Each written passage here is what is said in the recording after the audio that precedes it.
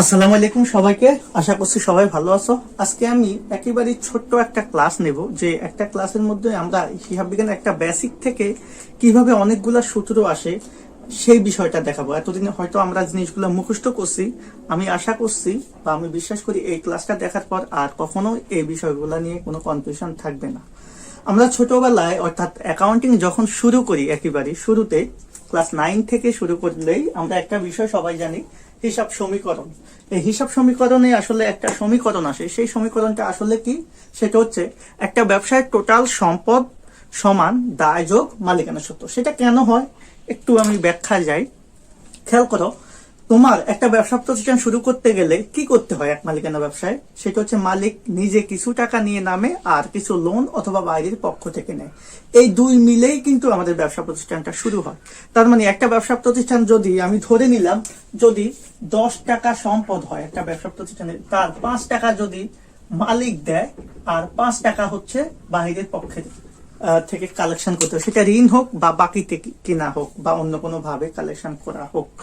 So একটা ব্যবসা প্রতিষ্ঠানে এই যে টোটাল 5 টাকা মালিক দিল, এই সম্পদের 10 টাকার উপর মালিকের দাবি হচ্ছে 5 টাকা, সেজন্য এটাকে বলে মালিকানা সত্ত্ব। আর বাইরের পক্ষের দাবি হচ্ছে 5 টাকা, সেটাকে বলে দায়। তার মানে এখান থেকে আমরা একটা আইডিয়া পাবো, সেটা হচ্ছে ব্যবসায়ের সম্পদ হচ্ছে টোটাল দায় আর মালিকানা সত্ত্বের সমষ্টি।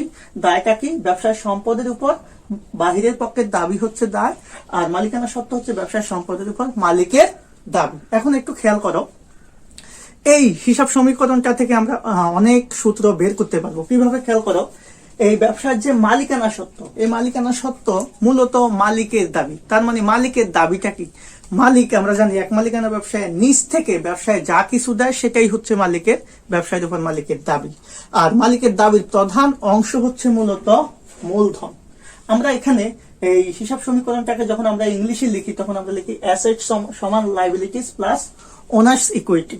অর্থাৎ এটাকে সংক্ষেপ করলে হয় এ সমান এল প্লাস ই অথবা ওই, যেটাই বলি না কেন।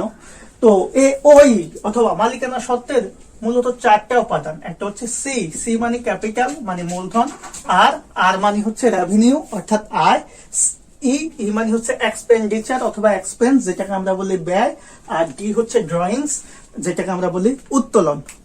তো মূলধন আর উত্তোলন পারস্পরিক বিপরীতার্থক বিষয়, সেটা আমি আমার আরেকটা ভিডিওতে দেখাইছি। অর্থাৎ মূলধন যেরকম মালিকানা সত্ত্ব, উত্তোলন হচ্ছে মূলধনের পরিমাণটাকে কমায়, সেজন্য এটা বিপরীত মালিকানা সত্ত্ব। সো এখানে আমরা এই বিষয়টা আইডিয়া পাইছি যে মালিকানা সত্ত্বের মোটামুটি 4টা উপাদান। একটা হচ্ছে মূলধন, আয়, ব্যয়, উত্তোলন। এর মধ্যে মূলধন আর আয় হচ্ছে প্লাসের অর্থাৎ মালিকানা সত্ত্বের সাথে পজিটিভ সম্পর্ক, ব্যয় আর উত্তোলন করলে মালিকানা সত্ত্ব কমে, এটার সাথে নেগেটিভ সম্পর্ক। কিন্তু এটা সত্ত্বেও একটা মালিকানা সত্ত্বের প্রধান উপাদান আমরা মনে করি মূলধনটাকে, কারণ হচ্ছে মালিকানা সত্ত্ব হচ্ছে মালিকের দাবি ব্যবসায়ীর উপর।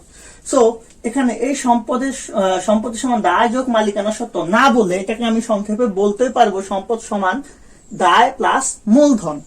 সম্পদ সমান দায় প্লাস মূলধন, এটাও আমি বলতে পারবো। তাহলে আমরা পক্ষান্তর সবাই জানি। তো এখানে দায় প্লাস মূলধন যদি সম্পদ হয়, তাহলে মূলধনটাকে যদি আমি ডান পাশে রাখি, তাহলে কি হয়? এই পাশে চলে আসলে মূলধন, এই পাশে চলে আসলে সম্পদ ওই পাশে চলে যাবে। তাহলে কি হবে? মূলধন সমান সম্পদ মাইনাস দায়। তাহলে এখান থেকে আমরা একটা বিষয় জানি, একটা ব্যবসা প্রতিষ্ঠানের টোটাল মূলধন বের করতে গেলে ব্যবসা প্রতিষ্ঠানের টোটাল সম্পদ আর দায়ের পার্থক্য যেটা, সেটাই হচ্ছে ব্যবসা প্রতিষ্ঠানের মূলধন। এটা আমরা কোত্থেকে পাইছি? এই ধারণাটা আমরা কিন্তু হিসাব সমীকরণ থেকেই আমরা বের করতে পারি। অর্থাৎ ওই যে এ সমান এল প্লাস ই, এখান থেকে আমরা ই অথবা ওই মানটা বের করতে পারি। এখন খেয়াল করো, আমাদের প্রতিষ্ঠানে বা ব্যবসা প্রতিষ্ঠানে অঙ্ক করতে গেলে আমাদের অনেক ধরনের মূলধন আসে। যে মূলধন না আসুক না কেন, আমরা একটা সূত্র ইউজ করবো। তাহলে আমরা সবাই জানছি যে মূলধন সমান দায় সম্পদ মাইনাস দায়। সেক্ষেত্রে আমি কি করতে পারবো? এখন আমি মূলধনের আগে জাস্ট কি লাগাবো? প্রারম্ভিক লাগাবো। তাহলে কি হয়? সেটা কি মূলধন হয়। মূলধনের পূর্বে যদি প্রারম্ভিক দিই, তাহলে সেটা হয়ে যায় প্রারম্ভিক মূলধন। খেয়াল করো, আমাদের সূত্র কিন্তু মূলধন সমান সম্পদ মাইনাস দায়। এটার আগে প্রারম্ভিক আসছে, তার মানে এখানে সম্পদের আগে আমরা প্রারম্ভিক লিখবো। তাহলে প্রারম্ভিক সম্পদ মাইনাস কি হবে? দায়ের আগেও প্রারম্ভিক আসবে, প্রারম্ভিক দায়। তাহলে প্রারম্ভিক মূলধন বের করতে হলে একই রকম ভাবে মূলধন যেরকম আমরা সমীকরণ থেকে আসছে এখানে প্রারম্ভিক মূলধন থেকে প্রারম্ভিক মূলধনটা আমাদের নিয়ে আসতে পারি। আমি যদি বলি যে আমি সমাপনী মূলধন বের করবো, তাহলে কি হবে? একই রকম ভাবে সমাপনী মূলধন কিভাবে লিখবো? সমাপনী মূলধন সমান কি হবে? জাস্ট এখানে সমাপনী চলে আসবে, সমাপনী সম্পদ মাইনাস জাস্ট এখানেও সমাপনী চলে আসবে, সমাপনী দায়। তার মানে খেয়াল করছো কত মজা, মানে মজা করে আমরা সূত্রটা বের করে ফেলছি। মূলধন সমান যদি সম্পদ মাইনাস দায় হয়, প্রারম্ভিক মূলধন সমান এটার মূলধনের আগে প্রারম্ভিক আসছে, সেজন্য সম্পদের আগেও প্রারম্ভিক, দায়ের আগেও প্রারম্ভিক। ঠিক একইভাবে সমাপনী মূলধন কিভাবে বের করবো? সমাপনী সম্পদ মাইনাস সমাপনী দায়, অর্থাৎ ওই মূল সম্পদের আগেও সমাপনী আসবে, দায়ের আগেও সমাপনী আসবে।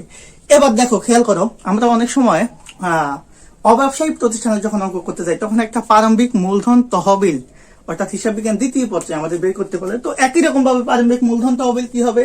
একই রকম ভাবে প্রারম্ভিক মূলধন তহবিল যদি আমরা বের করতে চাই, তাহলে কি হবে? প্রারম্ভিক মূলধন তহবিল যদি বের করতে চাই, প্রারম্ভিক মূলধন তহবিল, তাহলে কি হবে? একই রকম ভাবে আগেরটার মতোই প্রারম্ভিক সম্পদ মাইনাস প্রারম্ভিক, আমি সংক্ষেপে লিখলাম প্রারম্ভিক দায়। দেখো আমরা এই শুধুমাত্র হিসাব সমীকরণ, আরেকটা বিষয় আছে, আমরা যদি আর্থিক বিবরণী বিশ্লেষণ করতে চাই সেকেন্ড পেপারে অনুপাত বিশ্লেষণ, সেখানে অনেক সময় আমাদের চলতি মূলধন বা কার্যকরী মূলধন বের করতে হয়, কার্যকরী মূলধন অনুপাত বের করার জন্য। তাই একই রকম ভাবে আমি চলতি মূলধন লিখবো, চলতি মূলধন সমান কি হবে?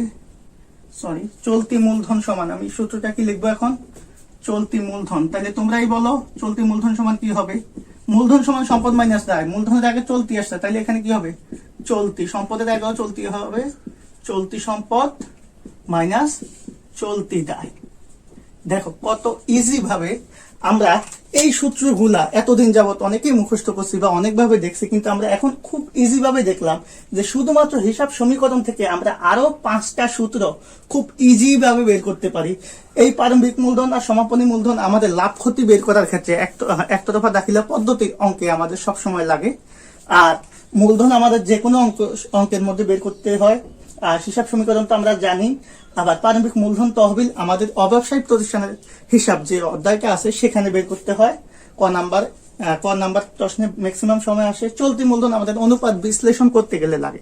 তার মানে একটা বিষয় ক্লিয়ার হচ্ছে যে হিসাব সমীকরণ থেকে চাইলেই আমরা খুব সহজে বিভিন্ন ধরনের মূলধন বের করতে পারি ওই সমীকরণের বিষয়টাকে সামনে এনে।